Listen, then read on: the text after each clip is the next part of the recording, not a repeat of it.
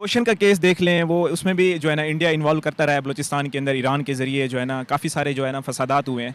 तो इसमें फिर आपका क्या मौक़िफ़ होगा? देखो जो भी आते हैं बलूचिस्तान में जिस तरह क्या नाम है केपीके में एपीएस का वाक़या आपके सामने है, सबके सामने।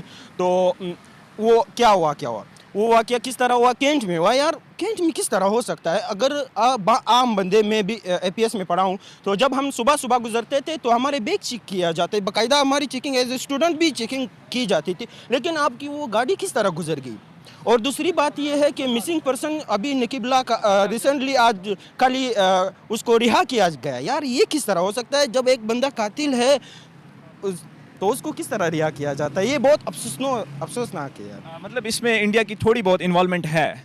यार हर चीज़ को इंडिया पे ना डालें, ठीक है? जो हमारी अपनी गलती होती है वो हम नहीं क वो हम कहते हैं हमारी गलती, पहले खुद को तो